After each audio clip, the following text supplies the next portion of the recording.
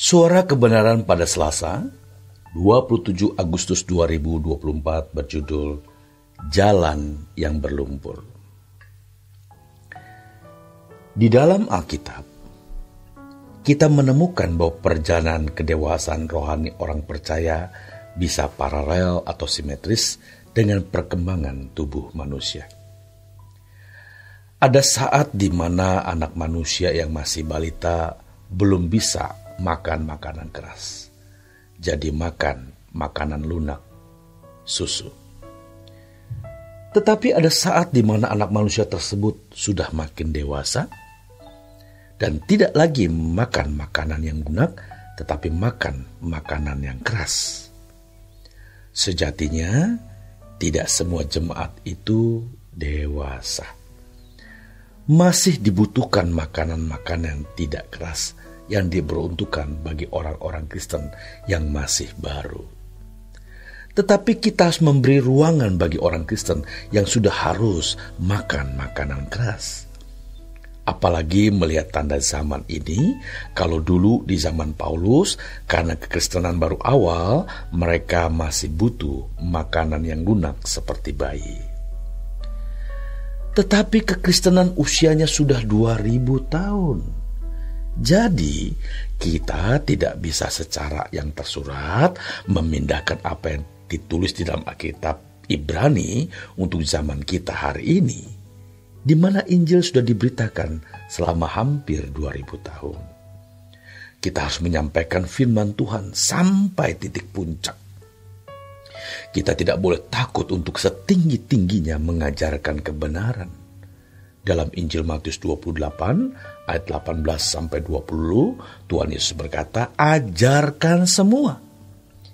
Dalam Alkitab tidak pernah ada satu ayat pun yang menolerir kesalahan karena manusia penuh kelemahan dan kekurangan.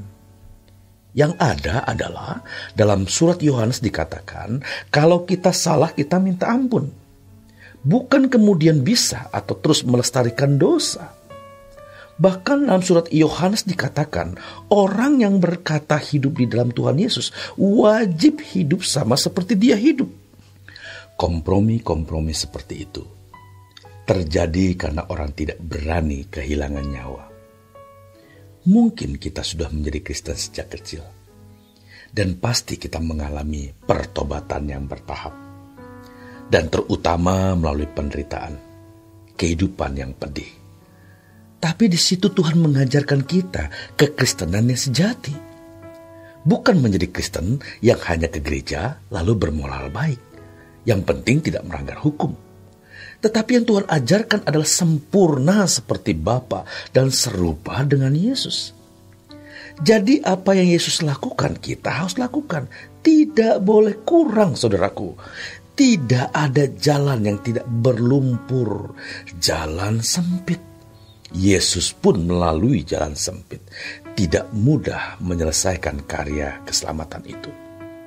Bahkan sampai titik terendah, Yesus sempat berkata, kalau boleh cawan ini lalu daripadaku.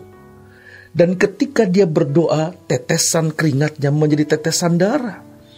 Itu depresi atau stres yang berat.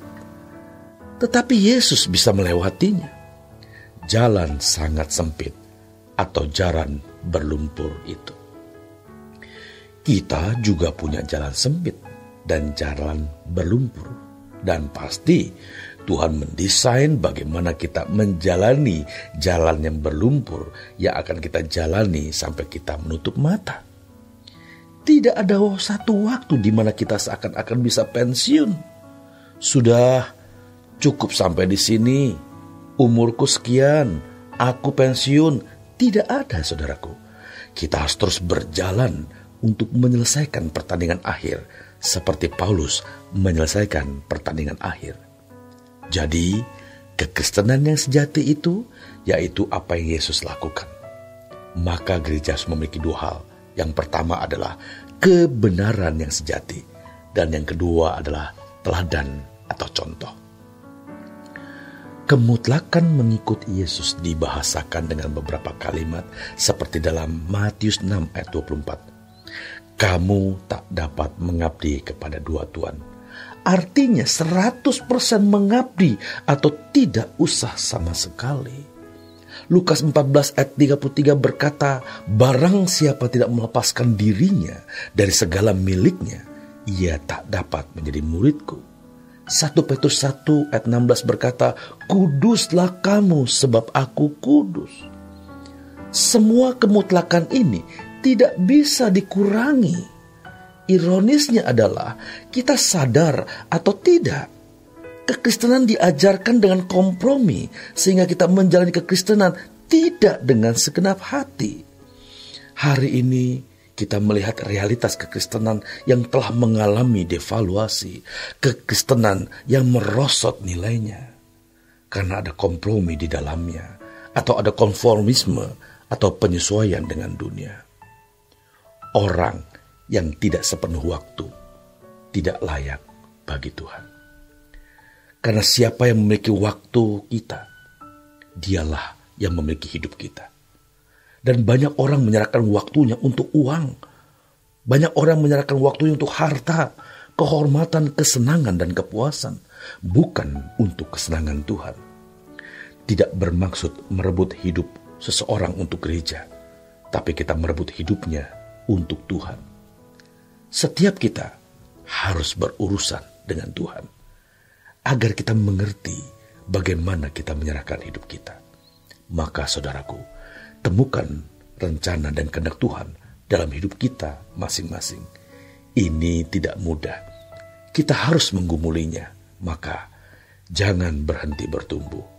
Kita punya satu ukuran, Yesus. Tentunya pendeta, hamba Tuhan harus lebih dulu bergumul dan mencapainya, supaya bisa membagikan kebenaran dan menjadi teladan.